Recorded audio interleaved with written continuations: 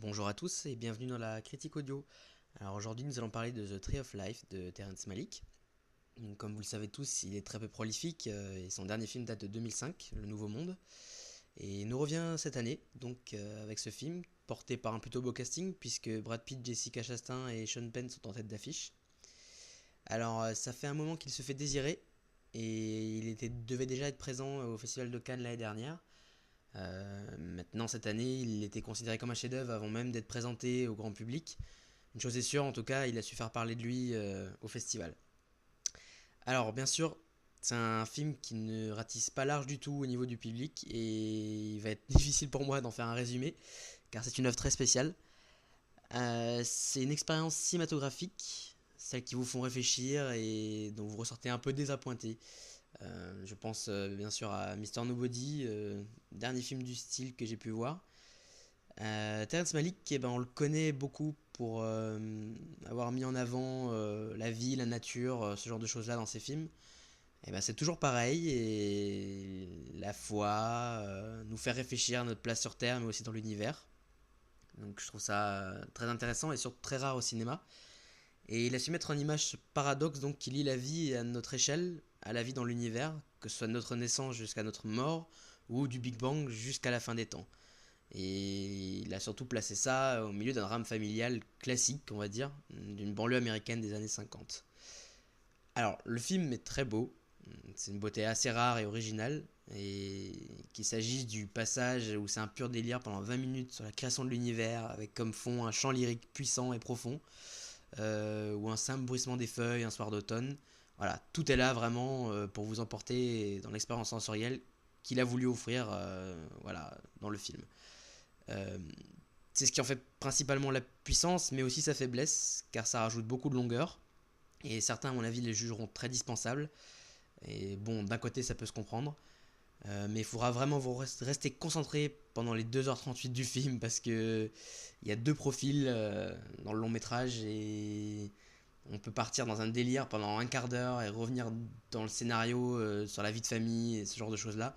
Donc vraiment rester concentré, et voilà. Après, au-delà des images et du son, il y a une autre chose qui fait donc la force du film, ça on le disait tout à l'heure, c'est le casting.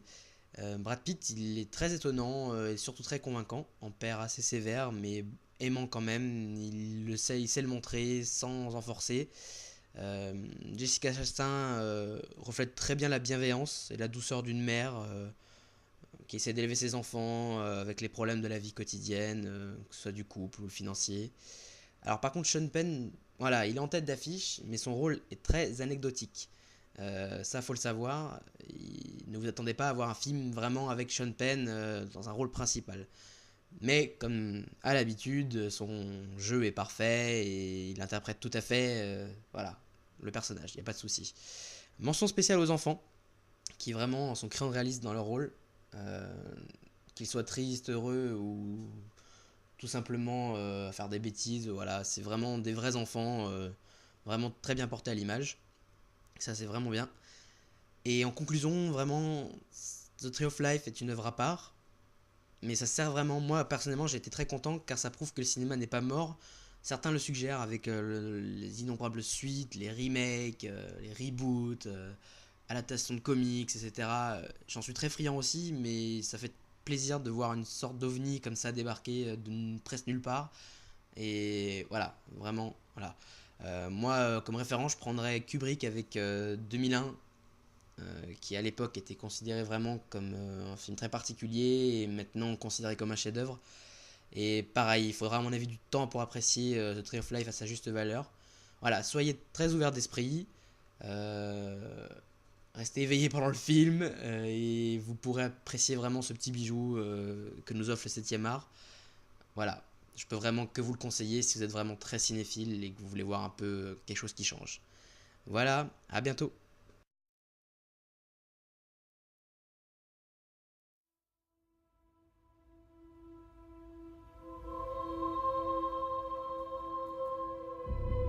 2 ways through life: the way of nature and the way of grace. You have to choose which one you'll follow. We're alligator. You'll be grown before that tree is tall.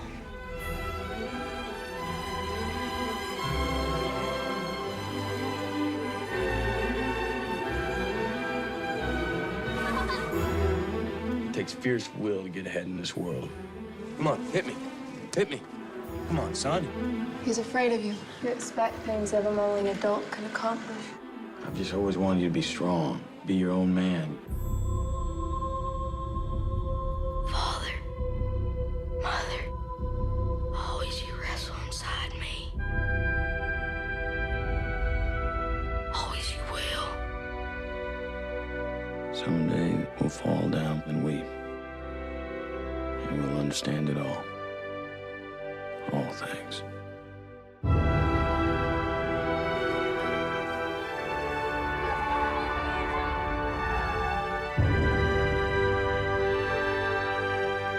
Guide us to the end of time.